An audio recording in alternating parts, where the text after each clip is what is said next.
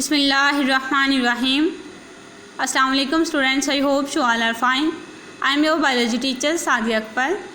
You have promoted in next class. First of all, I will welcome you to 10th class. Fatal disease due to coronavirus spreading day by day, and we don't know when it will be ended. So one thing we can do in these conditions is pray. So घर में रहें, एहतियात कीजिए, अपना और अपने प्यारों का ख्याल रखिए. Because nothing is more precious than life. This is the biology book for 10th class. So there are contents and chapter start from chapter number 10 because we did 9 chapters in the 9th class. First of all, I will introduce to you biology. The word bio means life and logy means study. So students, biology is the branch of science that deals with the study of life and living organisms. This word biology is derived from two Greek words, bios or logos. Bios means life and logos means study. So what are living things which we study in the biology? Students, living things are those things they can move, they can eat, they can respire, and they can reproduce. So it is very vast topic. So let's see our relevant topic, which is chapter number 10, gases exchange, and lecture number 1, introduction. Today I will introduce to gases exchange, and it is our first lecture. Today we will discuss gases exchange, breathing and cellular respiration. So what is gases exchange? जब ये gases exchange word हमारे mind में आता है तो two important gases हमारे mind में आती हैं जो हैं ऑक्सीजन एंड कार्बन डाइऑक्साइड. और एक्सचेंज का मीन होता है giving and taking something. So what are gases exchange? अगर हम इसकी डेफिनेशन देखें तो taking in of oxygen and giving out of carbon dioxide is called gases exchange. लेकिन गैसेज एक्सचेंज जो है ये किस तरह से होती हैं? ये 2 स्टेप्स में होती है. 2 मेथड हैं इसमें, 2 हम कह सकते हैं मराहल हैं इसमें, जो है ब्रीथिंग और सेलुलर रेस्पिरेशन है. क्योंकि जब हम गैसेज एक्सचेंज करते हैं तो ऑक्सीजन को इन करते हैं और कार्बन डाइऑक्साइड को बाहर निकालते हैं. जब हम ब्रीथिंग करते हैं तो यही प्रोसेस होता है, ऑक्सीजन को इन करना, कार्बन डाइऑक्साइड को बाहर निकालना. लेकिन ऑक्सीजन कहाँ से आती है और कार्बन डाइऑक्साइड कहाँ से आती है? ऑक्सीजन आती है इन्वायरमेंट से, और जो कार्बन डाइऑक्साइड होती है वो सेलुलर रेस्पिरेशन के प्रोसेस के दरमियान जो है वो प्रोड्यूस होती है. तो फिर ब्रीथिंग और सेलुलर रेस्पिरेशन जो है ये दोनों स्टेप्स हैं गैसेज एक्सचेंज के, जिसमें जो है वो गैसेज एक्सचेंज होती हैं. तो गैसेज एक्सचेंज में 2 इंपॉर्टेंट गैसेज की हमने बात की, ऑक्सीजन की और कार्बन डाइऑक्साइड की. और अगर हम ब्रीथिंग की बात करते हैं तो आपको पता है ये वो वाला प्रोसेस है जिसमें एनिमल्स जो हैं वो एयर को अपनी बॉडीज़ के अंदर लेके जाते हैं ताकि उससे ऑक्सीजन लें और एयर को बाहर निकालते हैं ताकि उससे कार्बन डाइऑक्साइड को बाहर निकाल सकें. यहाँ पर एक रेस्पिरेटरी सिस्टम की डायग्राम दिखाई गई है. स्टूडेंट्स, आपको पता है कि अल्लाह ताला ने हमारे जो बॉडी है उसमें बहुत से ऑर्गन सिस्टम्स बनाए हैं. जो सारे ऑर्गन सिस्टम जब कलेक्टिवली वर्क करते हैं तो ह्यूमन बॉडी या कोई भी ऑर्गेनिज्म जो है वो बनता है. स्पेशली एनिमल्स की बात करते हैं, इनमें जो है स्पेशलाइज्ड स्ट्रक्चर्स होते हैं, ऑर्गन सिस्टम्स होते हैं. तो हर ऑर्गन सिस्टम जो है वो अपना काम करता है. और जैसे हमारे ऑर्गन सिस्टम की अगर बात करें, रेस्पिरेटरी सिस्टम है और सर्कुलेटरी सिस्टम है, डाइजेस्टिव सिस्टम है, नर्वस सिस्टम है. तो यहाँ पर हम जो बात करेंगे वो रेस्पिरेटरी सिस्टम की करेंगे कि वो किस तरह से ऑर्गेनाइज हुआ है. तो आपको पता है कि जो हमारा ये स्ट्रक्चर है ये कहाँ से स्टार्ट होता है? नोज से स्टार्ट होता है जहाँ से गैसेस इन होती हैं और लंग्स पे आके ये एंड होता है. लेकिन लंग्स में जो कार्बन डाइऑक्साइड आती है वो सेल्स से आती है. हमारी बॉडी में जो ब्रेकडाउन होती है कार्बन चेन मॉलिक्यूल्स की, वहाँ सेल जो है वो फिर ऑक्सीजन को रिलीज़ करता है, वहाँ से आती है. ठीक है, तो ये है हमारा रेस्पिरेटरी सिस्टम जिसमें नोज़ के ज़रिए जो है वो एयर आती है. ट्रेकिया जो है इसको विंड पाइप भी कहते हैं. फिर ट्रेकिया जो है वो फर्दर 2 ब्रांचेस में डिवाइड हो जाता है जब लंग्स के पास आता है ये, तो इसको हम कहते हैं ब्रोंकाई. और ब्रोंकाई लंग्स में जाके फर्दर जो है वो डिवाइड हो जाता है. अब ब्रोंकाई जहाँ पर लास्ट होता है, ब्रोंक्यूल्स जो है जहाँ पर लास्ट होते हैं, इनके जो है वो फर्दर डिवीजन होती है एल्वोलाई में. एल्वोलाई जो है ये सैक लाइक स्ट्रक्चर होते हैं, इनको ब्लड वेसल्स ने, कैपिलरीज ने सराउंड किया होता है. आपको पता है ये हमारे लंग्स जो हैं ये ऑर्गन्स है हमारे, और ऑर्गन्स में जो लेफ्ट वाला लंग है ये शॉर्टर है देन राइट लंग के, क्योंकि इसने हमारे हार्ट जो ऑर्गन है इसको स्पेस प्रोवाइड करनी होती है।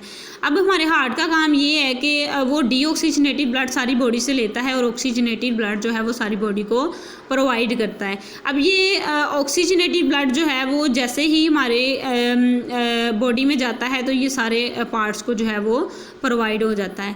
अब डीऑक्सीजनेटेड ब्लड जैसे ही हमारे लंग्स में आता है और लंग्स की एल्वोलाई में आता है, एल्वोलाई को जो है वो सराउंड किया ब्लड कैपिलरीज में, वहाँ पर जो है वो डीऑक्सीजनेटेड ब्लड आएगा और कार्बन डाइऑक्साइड लेके आएगा। और इसी तरह से हमारा जो प्रोसेस होगा जिसमें हम ब्रीथ करेंगे और ऑक्सीजन को इन करेंगे और ये ऑक्सीजन जो है हमारे एल्वोलाई में आएगी।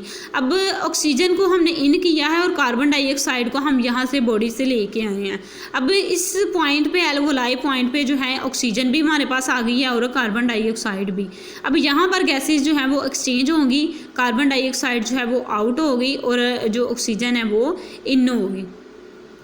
यहाँ से जो है वो फिर जो कार्बन डाइऑक्साइड होती है वो हमारे आती है ब्रोंक्यूल्स में, ब्रोंक्यूल से ब्रोंकाई में और ब्रोंकाई से वो जो है वो विंड पाइप के ज़रिए जो है वो नेज़ल कैविटी के ज़रिए फिर वो आउट आ जाती है इन्वायरमेंट में। अब आपने देखा कि ऑक्सीजन जो है वो इन गई थी। अब ये ऑक्सीजन जो है वो हमारे ब्लड में जाएगी, ब्लड में जाएगी तो फिर यानी कि वो हमारे ब्लड के ज़रिए वो हार्ट में जाएगी, हार्ट से जो है वो सारी बॉडी को प्रोवाइड की जाएगी। तो इस तरह से इस पॉइंट पे, एल्वोलाई पॉइंट पे जो है वो गैसेस एक्सचेंज होती है। यहाँ पर हमने देखा कि दो गैसेस की हमने बात की, ऑक्सीजन और कार्बन डाइऑक्साइड की। कार्बन डाइऑक्साइड तो हमारे पास आई जब हमने ब्रीथिंग की, लेकिन ब्रीथिंग में तो ऑक्सीजन भी जो है वो आउट हुई है। अब जब हमने इन किया तो ऑक्सीजन तो आ गई इन्वायरमेंट से और फिर जब हमने आउट किया तो यहाँ से कार्बन डाइऑक्साइड जो है वो आउट हुई है। वो कहाँ से आई है तो उसको हम देखते हैं कि हमने कार्बन डाइऑक्साइड जो थी वो बॉडी से कहाँ से कलेक्ट की।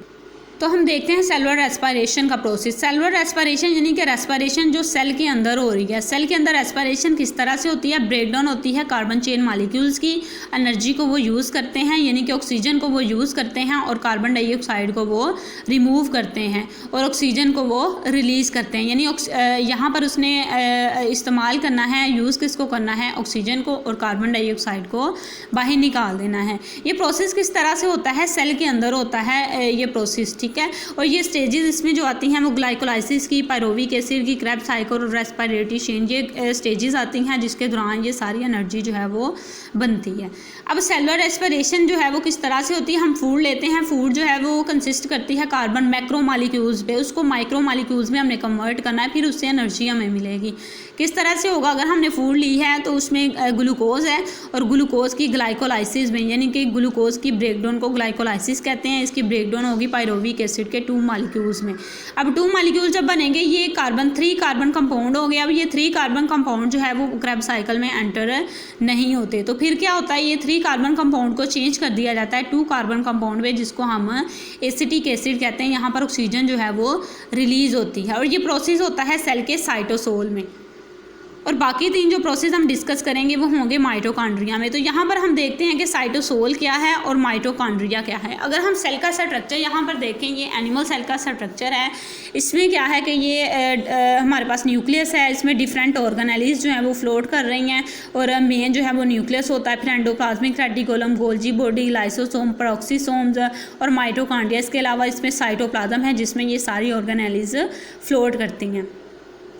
तो ये साइटोसोल क्या था हमारे पास? साइटोसोल था ये साइटोप्लाज्म लिक्विड मटेरियल, 90% ये वाटर होता है, जिसमें ग्लाइकोलाइसिस का प्रोसेस होता है। जब इस पायरोविक एसिड में इसकी ब्रेकडाउन हो जाती है फिर इसको जो है वो एसिटिक एसिड में चेंज किया जाता है। एसिटिक एसिड में चेंज करके फिर इसको ये जो इंपॉर्टेंट ऑर्गेनेली माइटोकॉन्ड्रिया है इसमें भेज दिया जाता है। जैसे ही वो इसमें आता है तो वो अपने प्रोसेसेस करता है, कार्बन डाइऑक्साइड को रिलीज़ करता है, ऑक्सीजन को यूज़ करता है। माइटोकॉन्ड्रिया को हम power house of the cell भी कहते हैं क्योंकि ये बहुत सारी एनर्जी को अपने अंदर स्टोर करता है और जैसे ही सेल को इसकी ज़रूरत होती है और इसको फिर फर्दर उसको प्रोवाइड करता है। अब हम यहाँ पर स्टेजेस देखते हैं कि जैसे ही हमने एसिटिक एसिड को एंटर करवाया क्रेब्स साइकिल में और फिर ये इसने अपना प्रोटॉन जो था वो इलेक्ट्रॉन जो था वो रेस्पिरेटरी चेन को दे दिया और ये प्रोसेस हुआ माइटोकॉन्ड्रिया में। माइटोकॉन्ड्रिया हमने देखा कि माइटोकॉन्ड्रिया क्या है, इसका मैंने यहाँ पर स्ट्रक्चर बनाया हुआ है।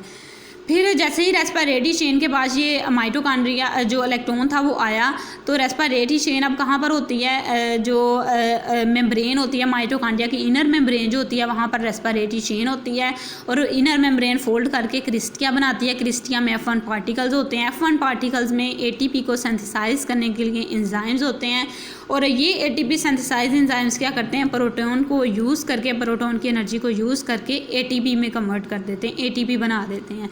ये प्रोसेस हो रहा होता है माइटोकॉन्ड्रिया में। अगर माइटोकॉन्ड्रिया का यहाँ पर आप स्ट्रक्चर देखें तो हमने यहाँ पर बात की कि रेस्पिरेटरी चेन प्रेजेंट होती है inner membrane of the mitochondria. अब यहाँ पर इनर मेम्ब्रेन आपको पता है कि ये आउटर मेम्ब्रेन है और ये इनर मेम्ब्रेन है। इनर मेम्ब्रेन जो है ये फोल्ड करती है, और क्रिस्टिया, ये फोल्डिंग आपको नज़र आ रही है इनर मेम्ब्रेन की, और ये क्रिस्टिया बनाती है, इसको कहते हैं क्रिस्टिया। क्रिस्टिया के अंदर, ये इनर मेम्ब्रेन के अंदर F1 पार्टिकल्स होते हैं। ये F1 पार्टिकल जो हैं इसके अंदर होते हैं ATP को सिंथेसाइज करने के लिए एंजाइम्स, और जैसे ही ये सारा प्रोसेस होता है तो ATP सिंथेसाइज एंजाइम जो होते हैं वो प्रोटॉन की एनर्जी को, जो रेस्पिरेटरी चेन के नतीजे में प्रोटॉन बना था उसकी एनर्जी को यूज़ करके क्या करती है, ATP जो है वो बना देती है। अब ATP की फॉर्म में जो माइटोकॉन्ड्रिया है वो, इसका स्ट्रक्चर ये है, यहाँ पर सेल में ये दिखाया गया है। ये अपने अंदर ATP की फॉर्म में इसको स्टोर कर लेता है, इस एनर्जी को। जैसे ही इसको स्टोर कर लेता है तो फिर जैसे सेल को इसकी ज़रूरत होती है वो इसको प्रोवाइड करता है। एक और चीज़ कि जैसे ही ये सारा प्रोसेस हुआ है इसमें कार्बन डाइऑक्साइड जो है वो रिलीज़ हुई है। अब सेलुलर रेस्पिरेशन में कार्बन डाइऑक्साइड जो है वो रिलीज़ हुई थी। यही कार्बन डाइऑक्साइड जो है ये जाएगी हमारे ब्लड में, और ब्लड से ये जाएगी हमारे हार्ट में डीऑक्सीजनेटेड ब्लड के तौर पे, और डीऑक्सीजनेटेड ब्लड जैसे ही हमारे लंग्स में आएगा, और लंग्स आपको पता है इसमें एल्वोलाई होते हैं, एल्वोलाई सैक लाइक स्ट्रक्चर है जिसको ब्लड कैपिलरीज ने सराउंड किया होता है। फिर यहाँ पर जो है वो गैसेज एक्सचेंज होंगी, कार्बन डाइऑक्साइड आ चुकी है, और फिर हम ब्रीथ करेंगे और इन करेंगे ऑक्सीजन को, फिर इस पॉइंट पे गैसेज एक्सचेंज होगी। कार्बन डाइऑक्साइड जो है वो इसी प्रोसेस के ज़रिए ब्रोंक्यूल्स में, ब्रोंक्यूल से ब्रोंकाई में, ब्रोंकाई से ट्रेकिया में, फिर नेज़ल कैविटी के ज़रिए वो बाहर आ जाएगी। फिर इसी तरह जो ऑक्सीजन होगी वो इन हो जाएगी हमारे ब्लड में, ब्लड से वो जाएगी हमारे हार्ट में, और हार्ट से वो जो है वो सारी बॉडी को प्रोवाइड की जाएगी। ये था गैसेज एक्सचेंज का प्रोसेस। हमने देखा ब्रीथिंग में हमने इन किया ऑक्सीजन को, और सेलुलर रेस्पिरेशन में जो कार्बन डाइऑक्साइड बनी थी उसको भी हम ब्लड में लेके गए, फिर वो लंग्स में गैसेज जो है वो एक्सचेंज हुई, और फिर इस तरह से जो है ये ब्रीथिंग का और गैसेज एक्सचेंज का प्रोसेस जो है वो हुआ। स्टूडेंट, ये था आज का हमारा टॉपिक जिसमें हमने गैसेज एक्सचेंज के बारे में जो सीखा है। आई होप आप इसको बहुत अच्छे से समझेंगे और आप मेहनत करेंगे, टाइम बिल्कुल भी वेस्ट नहीं करेंगे, because your 9th class not totally depends on 10th class. I hope you will understand. Take care. Allah हाफिज़।